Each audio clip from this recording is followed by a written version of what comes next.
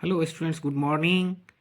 मैं हूं एस के सर और आप देख रहे हैं मैथ्स मजा विद शिवजी यादव। आप सभी दोस्तों को आदाब, नमस्कार, सत श्री अकाल। और आज आप लोग जो हैं देख रहे हैं मॉडल सेट 4 का पार्ट 2 वीडियो, जिसमें पहला पार्ट देखना मत भूलना। 1 से लेकर के 52 तक क्वेश्चन उसमें कर दिए हैं। और आज हम लोग दूसरे पार्ट में 53 नंबर क्वेश्चन से लेकर के 100 तक को जो है इसी पार्ट में हम लोग कर लेंगे। तो चलिए, आप लोग जो है अच्छी अच्छी क्वेश्चन से आज आपको इसमें जो है भेंट मुलाकात होगा। तो चलिए, अच्छे अच्छे क्वेश्चन के लिए आप सभी लोग जो हैं तैयार हो जाइए। और आप सभी दोस्त जो हैं कॉपी लेकर के बैठना और सारा ऑब्जेक्टिव क्वेश्चन बस बनाते जाना। क्वेश्चन लिखो या नहीं लिखो, मैं सॉल्यूशन करूंगा, आप लोग भी कॉपी पर सॉल्यूशन करते चले जाना, है ना। नहीं तो पहले ये करना, एक दो बार देख लेना, फिर जो है सारा क्वेश्चन को सॉल्व कर लेना।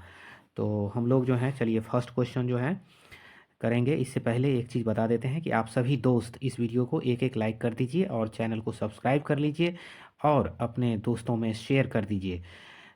दोस्तों, तो चलिए हम लोग पहला क्वेश्चन पर चलते हैं। पहला क्वेश्चन 53 नंबर का जो क्वेश्चन है आपका, वो आपके स्क्रीन पर है कि -2 3 और 4 1 के मिलाने वाली रेखाखंड का मध्य बिंदु। देखो क्या कर रहा है, मध्य बिंदु कह रहा है बाबू। तो मध्य बिंदु का नियामक कह रहा है, तो कुछ नहीं करना है। मध्य बिंदु क्या होता है, पहला को पहला से जोड़िए और दूसरा को दूसरा से जोड़िए।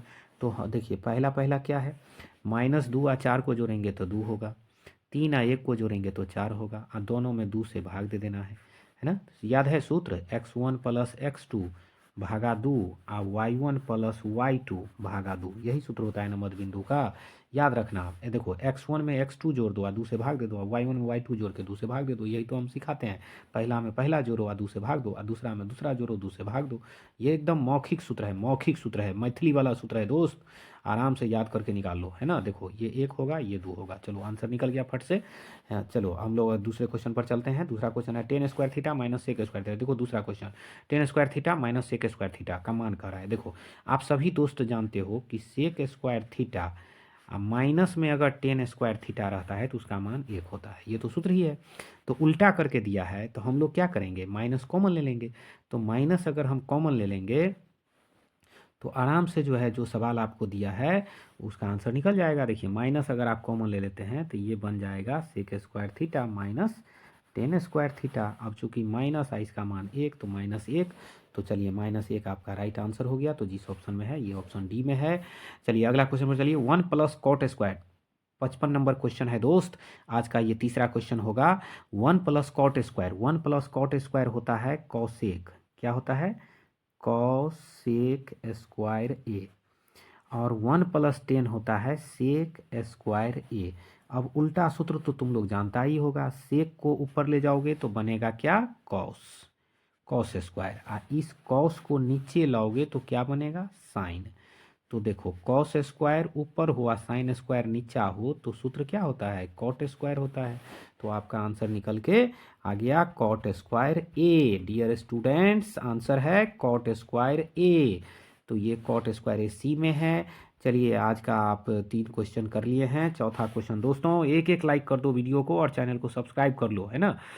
ये देखो, यदि कोई रेखा वृत्त को सिर्फ एक बिंदु पर स्पर्श करती है। देखिए, कोई रेखा, कोई वृत्त है, उसको एक ही बिंदु पर ऐसे स्पर्श करके जाए तो उसको स्पर्श रेखा कहते हैं। एक पासे को फेंकने पर एक अभाज्य संख्या आने की प्रायिकता क्या होगी। एक पासा को फेंकते हैं तो अभाज्य संख्या क्या क्या है, 2 है, 3 है और 5 है। तो ऊपर में 3 गो संख्या, नीचा में 6 गो। चूंकि एक पासा को फेंकोगे तो 1 से 6 आएगा, तो 6 गो संख्या नीचा में हो गया, 3 दूना 6, तो 1/2 आंसर हो गया। चलो, ये आंसर जो है राइट हो गया। निम्न में से कौन सी अभाज्य संख्या है। देखो, अभाज्य संख्या आप सब जानते हो, 29 अभाज्य संख्या है। संचयी बारंबारता वक्र कहलाता है। अगली क्वेश्चन है, तोरण कहलाता है। बहुपद इतना के मूलों का गुणनफल 8 है, तो ए का मान निकालना है। चलिए, यहाँ क्वेश्चन आपके स्क्रीन पर देख रहे हैं, मूलों का गुणनफल 8 है। तो बाबू घबराने की बात नहीं है। अल्फा इंटू बीटा होता है c/a, तो c के जगह इसमें a है, ए के जगह 1 है। तो अल्फा इंटू बीटा का मान 8 दे ही दिया है, तो इधर ए, तो यही ना हो गया, ए का मान 8। तो ये सी जो है राइट आंसर। तो चलिए, हम लोग जो है 60 तक क्वेश्चन कर लिए, 60 क्वेश्चन हो गया है ना, 60 क्वेश्चन हो गया। अब आप लोग जो हैं अगले 61 नंबर पर चलिए। आपका 61 नंबर स्क्रीन पर है, स्क्रीन पर आप लोग अच्छे से देख रहे होंगे। ये देखिए, 61 नंबर क्वेश्चन आपको कह रहा है, 61 नंबर क्वेश्चन, कोई देखने में तो कोई दिक्कत तो नहीं होगा ना डियर स्टूडेंट्स। देखो ये 61 नंबर क्वेश्चन कर रहा है, रैखिक समीकरण युग्म असंगत है तो उसे निरूपित करने वाली रेखाएं होंगी। देखिए असंगत, असंगत किसको कहते हैं? तो संगत और असंगत दो शब्द है। संगत कहते हैं जिसका हल होता है, और असंगत कहते हैं जिसका हल नहीं होता है। तो जब ये असंगत है तो वो समांतर रेखाएं होगी। रैखिक समीकरण युग्म संगत हो, देखिए रैखिक समीकरण युग्म संगत हो तो निरूपित करने वाली रेखाएं होंगी। तो जब संगत है तो हल होगा। तो हल कब होता है? जब या तो दोनों प्रतिच्छेदी रेखाएं हो, ऐसे एक रेखा ऐसे आया एक रेखा ऐसे गया तो एक बिंदु पर काट दिया ना, तो इस यहाँ पर काटा ना जी, इसी को प्रतिच्छेदी कहते हैं। या नहीं तो संपाती, एक रेखा गया और उसी के ऊपर से दूसरा रेखा चला गया तो उसी को हम प्रतिच्छेदी अथवा संपाती कहेंगे। तो डियर स्टूडेंट्स आज ये 62 हो गया। 63 नंबर क्वेश्चन पर चलो। रैखिक समीकरण युग्म का आलेख, रैखिक समीकरण युग्म का आलेख प्रतिच्छेदी रेखाएं हैं तो हलों की संख्या। देखिए जब भी प्रतिच्छेद होगा तो उसके एक हल होंगे। रैखिक समीकरण युग्म का आलेख समांतर रेखाएं हो तो, देखिए दो समांतर रेखाएं हो तो कोई हल नहीं होगा। रैखिक समीकरण युग्म का आलेख संपाती हो, मतलब एक के ऊपर दूसरा हो तो अनेक हल होंगे, अनगिनत हल उसको कहते हैं। तो चलिए आंसर नंबर सब हो गया। आगे देखिए 66 नंबर, अद्वितीय हल वाला युगपत रैखिक समीकरण कहलाता है। अद्वितीय हल, तो देखिए अद्वितीय हल, इस यहाँ तीन शब्द है बाबू, जैसे तीन शब्द आपके स्क्रीन पर है, इसको समझने की कोशिश करिए। विरोधी, आश्रित, अविरोधी। देखिए अविरोधी कहते हैं अद्वितीय वाले को, अविरोधी किसको कहते हैं? अद्वितीय वाले को। आश्रित कहते हैं अनेक वाले को, जिसका अनेक हल हो, अनेक हल वाले को आश्रित कहते हैं। विरोधी कहते हैं कोई हल नहीं हो, कोई हल नहीं हो, उसको विरोधी हल, कोई हल नहीं तो उसको विरोधी कहेंगे। ये अद्वितीय, अद्वितीय को कहते हैं अविरोधी, अद्वितीय को क्या कहते हैं? अविरोधी। ये लिख लो अपने कॉपी पर, नहीं तो फिर परीक्षा में तुमसे बनने वाला नहीं है। लिख लो और शब्द को समझ लो, हिंदी के शब्द हैं। हिंदुस्तान में रहने पर भी हिंदी बहुत हार्ड हो रहा है तुम लोगों के लिए। एक कहावत है बाबू रे, साइंसे पर संसार चले छे आदमी उड़ले आकाश, आ कीतु पर्व हिंदी तिंदी रेटला कविता भजव पास। तो अद्वितीय हल वाले युगपत रैखिक समीकरण अविरोधी कहलाता है। क्या कहलाता है? अविरोधी। चलिए हम लोग चलते हैं क्वेश्चन नंबर 67 पर। तो क्वेश्चन नंबर 67 आपके स्क्रीन पर है। देखिए कोई हल नहीं, कोई हल नहीं वाला, कोई हल ही नहीं हो तो कोई हल नहीं होता है विरोधी का, तो ऑप्शन ए में आ जाएगा आपको, है ना। थोड़ा ये दो क्वेश्चन का जो है धुंधला है, चलो कोई बात नहीं। रैखिक समीकरण युग्म का अनगिनत हल, अनगिनत हल हो तो अनगिनत हल किसका होता है? आश्रित का होता है। अभी अभी समझाए हैं, आश्रित का अनगिनत हल होता है। चलो अपने कर लोगे, इतना हम बता दिए हैं थ्योरी में, कॉन्सेप्ट में, कि अपने कर लोगे। देखो युगपत समीकरण अविरोधी कहलाते हैं। देखो अविरोधी कहलाते हैं तो उसकी रेखाएं प्रतिच्छेदी होती है, उसकी रेखाएं क्या होगी? प्रतिच्छेदी। अभी अभी समझाए हैं, ऐसे काट देगा प्रतिच्छेदी होगा तो इसको अविरोधी कहते हैं। चलो अगला क्वेश्चन 70 देखो, युगपत समीकरण विरोधी कहलाते हैं। विरोधी कब होते हैं? जब समांतर होते हैं, तो मारो टिक समांतर में। युगपत समीकरण आश्रित होते हैं। आश्रित कब होते हैं बाबू? जब उसके अनेक हल होते हैं। आश्रित कब होते हैं? जब अनेक हल होते हैं। अनेक हल कब होगा? जब संपाती होगा।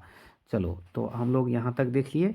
अगला क्वेश्चन 72 नंबर। चलो अब यहाँ से थोड़ा सॉल्व करने वाला क्वेश्चन है, इसको समझा रहे हैं, तुम लोग सॉल्व कर लेना। देखो तीन कंडीशन, यहाँ से अब जितने क्वेश्चन तुम्हारे पास है 100 क्वेश्चन तक तुम जाने वाले हो, और 100 क्वेश्चन में तुम्हारा तीन कॉन्सेप्ट लागू होगा।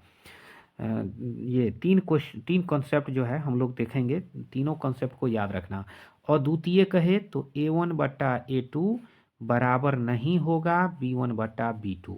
ये किसका है बाबू? अद्वितीय का है ना। जब कहे अनेक हल तो कहना A1/A2 बराबर B1/B2 बराबर C1/C2। जब कहे कोई हल नहीं होगा तो कहना A1/A2 बराबर B1/B2 बराबर नहीं होगा C1/C2।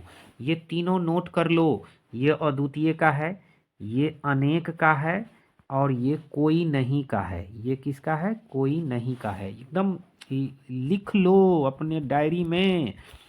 परीक्षा का ज़्यादा दिन नहीं है, मन मस्तिष्क में बैठा लो। अद्वितीय हल A1/A2 not equal to B1/B2। चलो, के किस मान के लिए समीकरण निकाय इतना इतना का अनगिनत हल हो। अनगिनत मतलब अभी अभी समझाए हैं, अनेक, सब बराबर हो जाएगा। तो देखो, पहला का बट्टा पहला तो 4/2।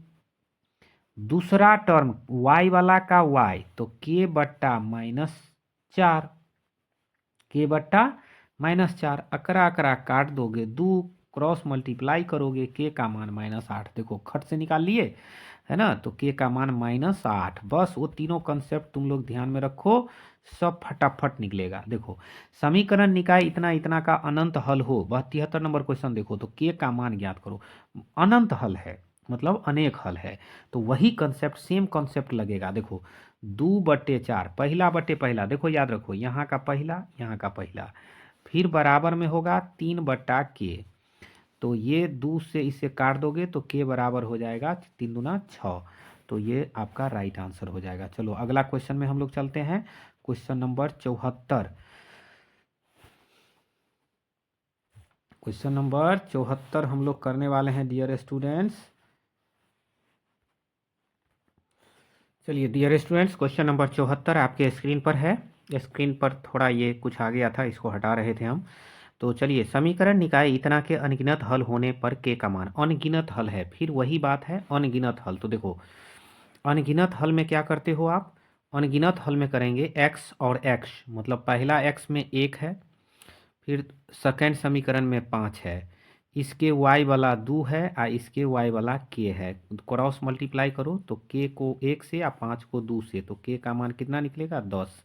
बी राइट आंसर हो जाएगा। तो डियर स्टूडेंट्स, मुझे आशा है कि आप सभी विद्यार्थी जो है एक एक क्वेश्चन को बढ़िया से कर लोगे। चलो 75 नंबर बहुत शानदार क्वेश्चन है। देखो, इसमें भी अनगिनत हल है, तो पहले समीकरण को देखो गौर से, है ना।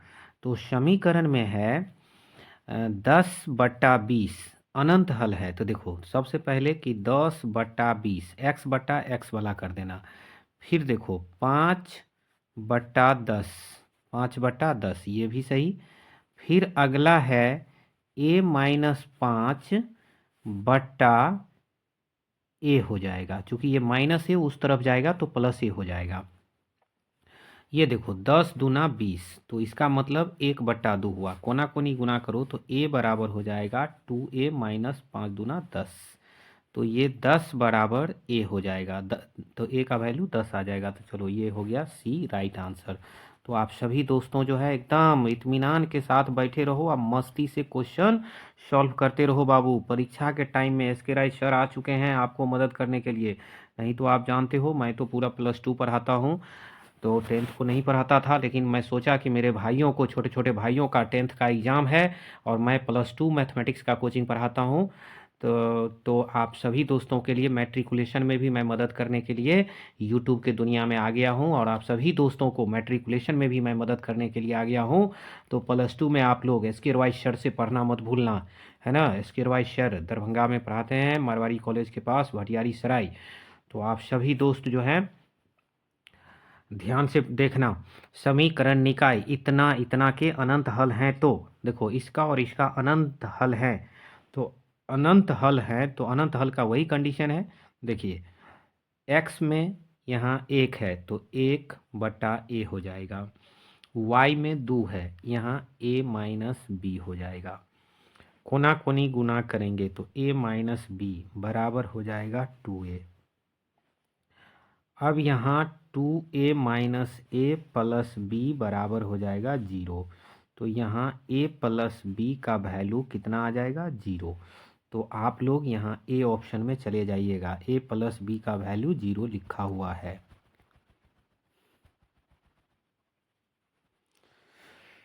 अब हम लोग क्वेश्चन नंबर 77 देखते हैं। के किस मान के लिए समीकरण निकाय इतना इतना के अनंत हल है। देखो, ये भी अनंत हल के ही हैं।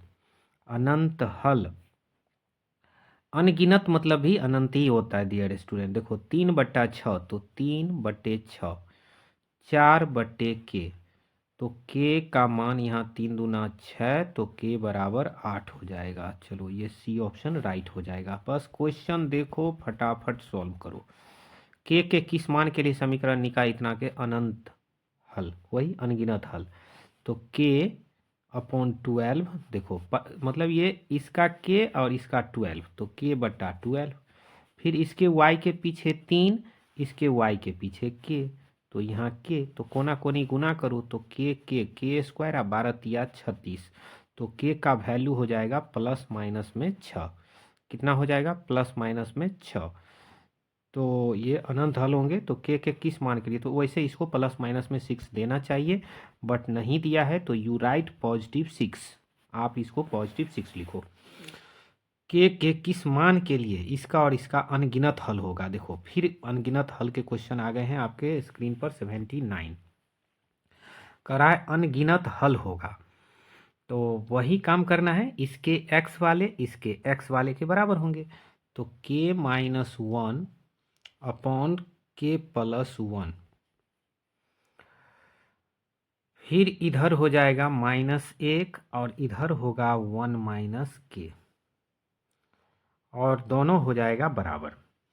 तो दोनों इसमें से ऐसा करो, देखो इसमें से अगर माइनस कॉमन कर ले या उस माइनस को इसको हटा दें, तो ये हो जाएगा 1 - k हो जाएगा। तो 1 का स्क्वायर - k का स्क्वायर हो जाएगा, जो 1 + k के बराबर हो जाएगा। तो 1 1 इक्वल हो जाएगा, तो k स्क्वायर + 1,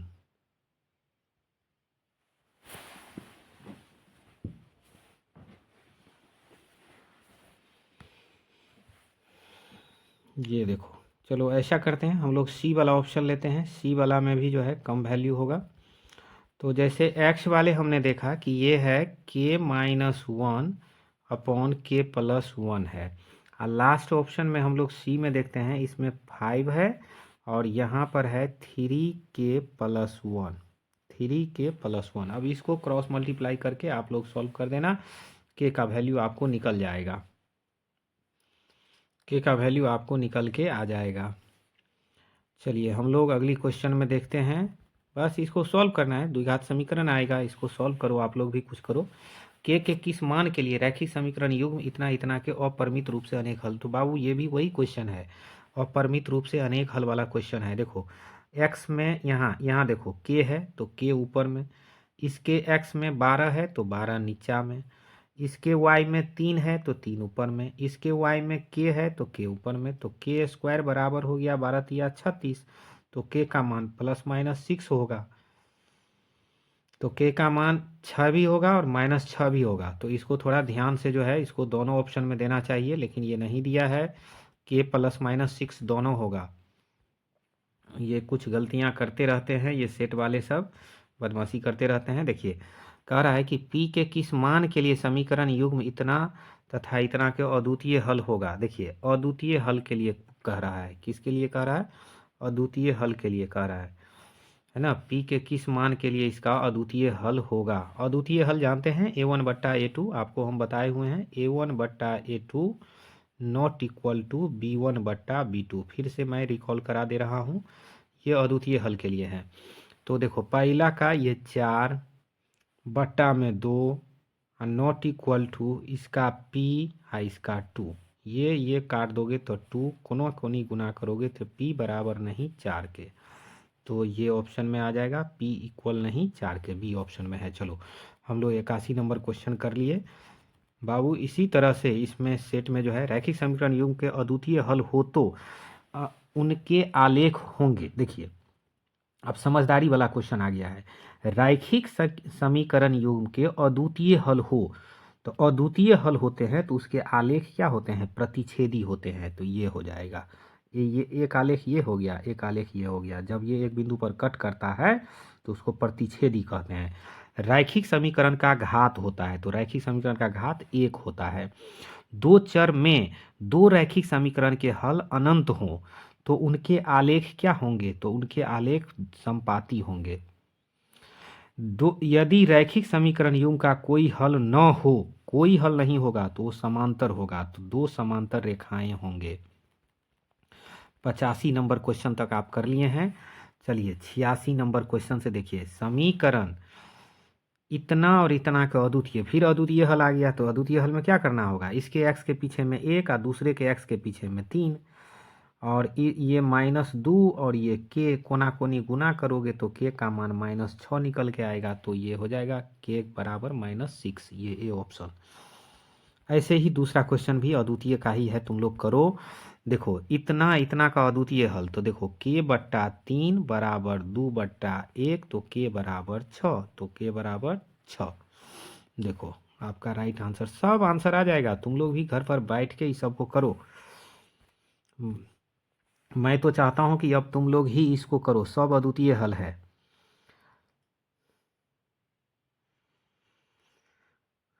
देखो असंगत, अद्वितीय, ये सब अद्वितीय हल का ही है। अब बाकी ये सब तुम लोग करना है ना, हम इसको सारा क्वेश्चन को, ये सब वही है ना। ये देखो अनंत हल, देखो यहाँ पर देखो अनंत, अनंत हल, अनंत हल जानते हो संपाती होते हैं। संपाती कब होते हैं, जब सब बराबर होते हैं।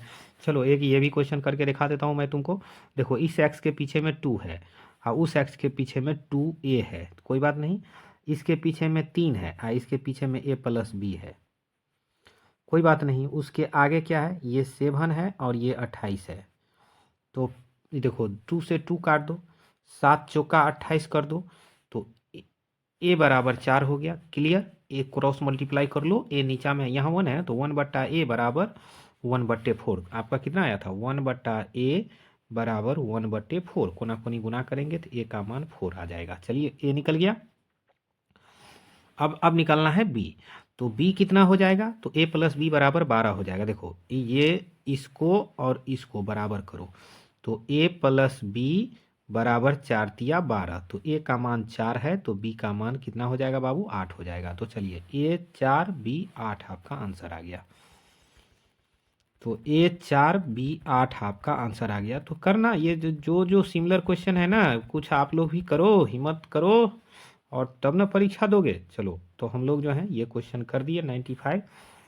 अब आप 96 नंबर क्वेश्चन आपके स्क्रीन पर है, देखिए के किस मान के लिए संपाती होगा। संपाती मतलब वही समांतर, दोनों ये संपाती एक दूसरे पर होगा तो ये सारे बराबर होंगे। तो इस x के पीछा में 1 है तो 1, इसके पीछा में 2 है तो 2 बट्टा में ये 2 है और ये k है, तो k बराबर 4।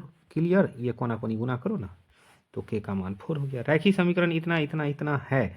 अब ये दोनों रैखिक समीकरण के बारे में कुछ कह नहीं रहा है, आपको कह रहा है कि बताओ क्या है। तो देखो सबसे पहले देखो अद्वितीय वाला लगाएंगे, 1/2 बराबर 3/-5। तो ये और ये बराबर नहीं है तो अद्वितीय होगा, और अद्वितीय को ही अविरोधी कहते हैं। चलो बहुत बढ़िया, 97 पर आप पहुंच गए। 98 देखिए, इतना इतना समीकरण निकाय होंगे, क्या होंगे, तो भाई पहला देखो 2/1 -4/-2, तो ये दोनों बराबर है, और -3/5, तो ये बराबर नहीं है। तो पहला 2 बराबर हो जाए, बराबर नहीं हो तो इसका मतलब है कि वो दोनों जो है समांतर होंगे, और समांतर का कोई हल नहीं होता है तो उसको आश्रित कहते हैं। चलो समांतर का कोई हल नहीं, उसको आश्रित कह, ये विरोधी कहेंगे, सॉरी, समांतर का कोई हल नहीं उसको विरोधी कहेंगे। आश्रित होते हैं जिसके अनेक हल होते हैं। 98 नंबर क्वेश्चन देखो, इसका समीकरण निकाय कैसा निकाय है भाई आप ही बताओ। तो चलो 2/1 -4 फिर वही क्वेश्चन रिपीट कर गया है ना। इसको तो हम कर ही दिए हैं, है ना। चलो ये क्वेश्चन देखो अगला 99 देखो। अब इतना इतना कैसे निकाय होंगे, कब फिर वही बात है, 1/2 क्या है बाबू, 1/2 1/2 बराबर 3/-5। तो देखो ये दोनों बराबर नहीं होगा तो अद्वितीय होगा, और अद्वितीय को ही हम लोग कहते हैं अविरोधी। आज लास्ट क्वेश्चन 100वां क्वेश्चन, मैंने कहा था 100 करा देंगे तो करा देंगे। देखिए पहला में x के पीछे क्या है 1, इसमें x के पीछे क्या है 3, तो 1/3। इसमें कितना है तो -5, इसमें कितना है तो -15। ये देखो माइनस माइनस काट देंगे, 5/5 या 15। तो पहला दोनों बराबर हो गया। दूसरा क्या है 1, ये 3, तीनों का तीनों बराबर है तो अनेक हल होंगे, और अनेक हल वाले को आश्रित कहते हैं। अनेक हल वाले को क्या कहते हैं, आश्रित। तो चलिए 100 में 100 क्वेश्चन कर लिए। तो स्टूडेंट बहुत अच्छे आप लोगों ने साथ दिया, और हमने 100 क्वेश्चन कर लिया। तो चलिए इसी के साथ जो है मतलब सर लेते हैं विदा और आपको कहते हैं सुखी रहिए, संपन्न रहिए, सुरक्षित रहिए और इस वीडियो को एक एक लाइक कर दीजिए, चैनल को सब्सक्राइब कर लीजिए और जितने भी आपके दोस्त हैं इस पृथ्वी पर उस सभी को जो है चैनल शेयर कर दो ताकि पृथ्वी पर रहने वाले सभी तुम्हारे हितैषी रिश्तेदार को मैथमेटिक्स में अच्छा नंबर आए। तो चलिए दोस्तों, थैंक यू। इसी के साथ जय हिंद।